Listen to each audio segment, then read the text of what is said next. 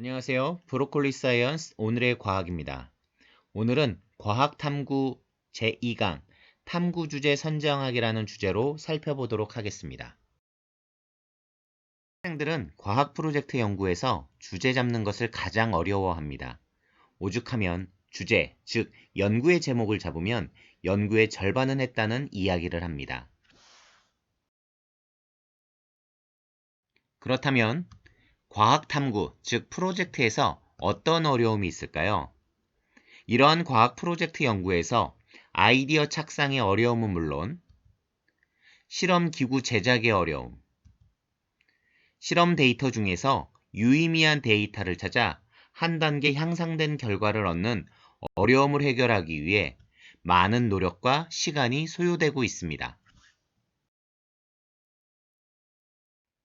그렇다면 과학 프로젝트 연구에서 쉽게 주제를 잡는 방법은 없는 걸까요? 알아보도록 하겠습니다.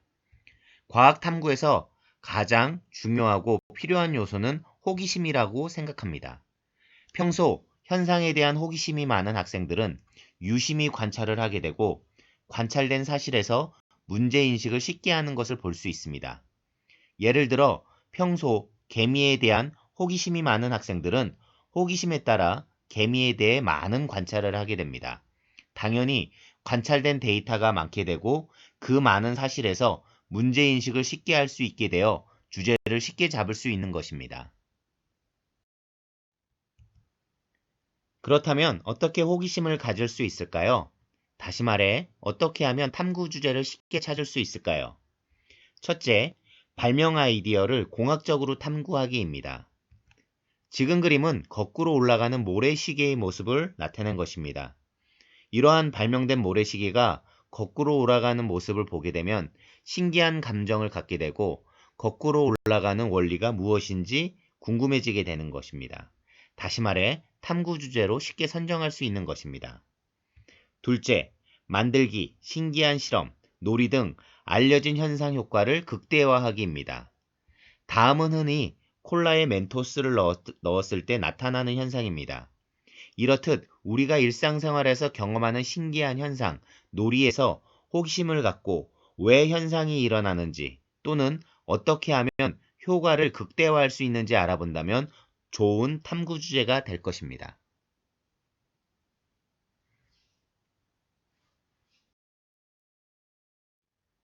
그렇다면 어떻게 하면 좀 더 체계적으로 새로운 탐구 주제를 잡을 수 있을까요? 저는 PCI 기법을 통해 탐구 주제를 잡는 방법에 대해 설명드리도록 하겠습니다. 먼저 P는 더하기입니다. 현상이 일어나는 조건을 새로운 상황에 적용하는 것입니다. 둘째 C는 바꾸기입니다.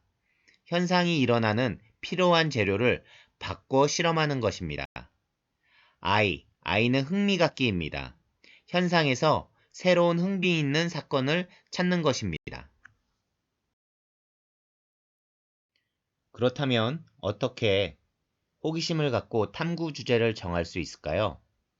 PCI 기법을 통해 새로운 주제를 잡는 것을 풍선 터트리기에 적용해 보도록 하겠습니다. 보통 풍선이 터지는 것은 아주 짧은 순간에 일어납니다. 초고속 카메라 기능을 이용하면 천천히 터지는 모습을 관찰하기 쉽습니다. 그렇다면 보통의 풍선은 어떻게 터지나요? 보통의 풍선에는 공기가 들어 있습니다. 터지는 순간의 모습을 보면 순간적으로 터지고 고무가 날아가는 것을 볼 수 있습니다.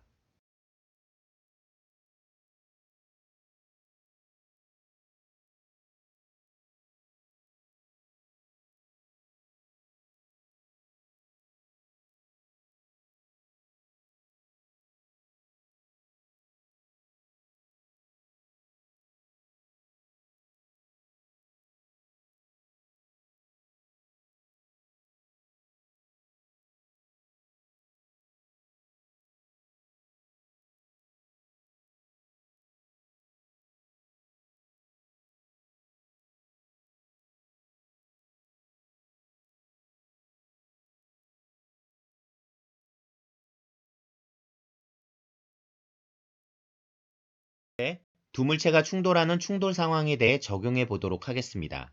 다음은 우유 회사 광고에 나왔던 우유 왕관의 모습입니다.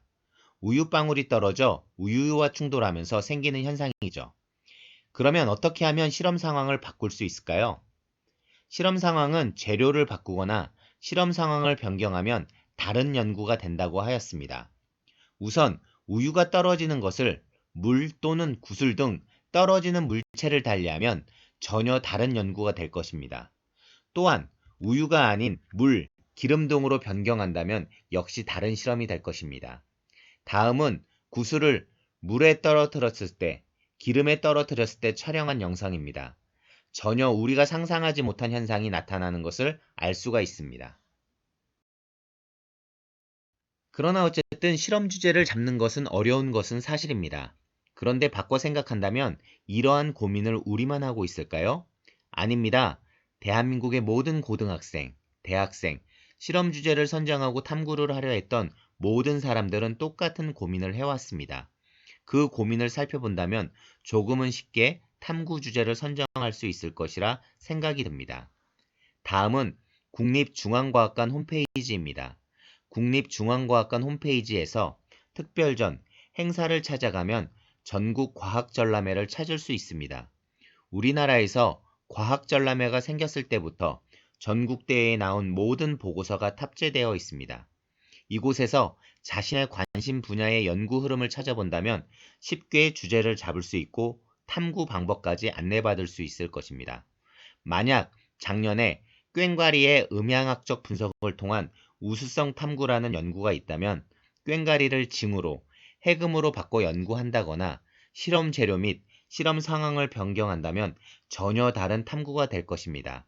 덤으로 분석 방법의 팁도 얻을 수 있겠지요. 이러한 탐구에도 유행이 있다면 믿을 수 있을까요? 전반적인 탐구의 흐름을 보았을 때 첫째, 우리 문화의 우수성 탐구. 둘째, 미래 문제 해결 방법을 찾고 해결책 찾아보기. 셋째, 생체 모방 분야가 있습니다. 먼저 우리 문화재 자체의 우수성 탐구의 경우 예부터 지금까지 그 유행이 변하지 않았습니다. 우리 문화재를 찾고 그것의 우수성을 과학적으로 분석하는 것이지요.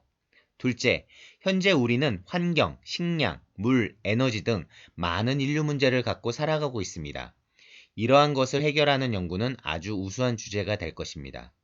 그렇다면 해결 아이디어를 어디서 얻을까요? 대체적으로 우리 문화재에서 해결 방법을 찾거나 생체 모방, 곤충, 식물 등에서 그 아이디어를 찾아 해결책을 찾는 연구가 많이 있습니다. 만약 지구온난화가 문제가 된다면 뜨거운 사막에 사는 곤충이나 식물들이 어떻게 살아가는지 살펴보고 그것을 지구온난화 문제 해결 아이디어로 이용하면 되는 것입니다. 만약 새로운 주제를 정하는 것이 어렵고 힘들다면 연구 내용이 주어진 것을 이용하면 될 것입니다. 가장 대표적으로 이용할 수 있는 것이 한국 청소년 물리 토너먼트 KYPT 사이트 또는 세계 청소년 물리 토너먼트 IYPT입니다. 학생들이 팀을 이루어 주어진 연구 과정에 대해 토론하며 그 내용에 대한 이해 능력을 겨루는 대회입니다. 학생들이 연구해야 되는 내용은 IYPT에서 매년 15개에서 20개 정도의 신기한 현상을 제공하고 있습니다. 제공된 내용은 학생들이 팀별로 연구를 진행하게 되는 것입니다. IYPT 홈페이지에서는 1988년 1회대에 제공되었던 문제부터 찾아볼 수 있습니다. 물론 영어로 되어 있어 해석 과정이 필요하나 구글 번역기 등을 돌리면 쉽게 이해할 수 있으며 유튜브에서 그 내용을 찾아보면 현상에 대한 영상을 볼 수가 있습니다. 막연히 과학적이고 전략적인 방법으로 찾아보지 않고 프로젝트 주제를 정해야 되는 것은 매우 어려운 일입니다. 그러나 자신이 호기심을 가지고 있는 분야이거나 선행연구 조사 또는 여러 단체에서 제공하는 현상에 대한 내용을 바탕으로 재료를 바꾸거나 실험 조건 등을 바꾸는 방법을 적용한다면 보다 쉽게 자신이 연구하고 싶은 주제를 정할 수 있을 것입니다. 탐구, 어렵지만 연구 과정을 통해 자신 스스로 많은 성장을 할 수 있는 아주 중요한 과학 분야입니다. 개인적으로는 과학에서 가장 중요한 부분이라 생각하고 있습니다. 브로콜리 사이언스 오늘의 과학이었습니다.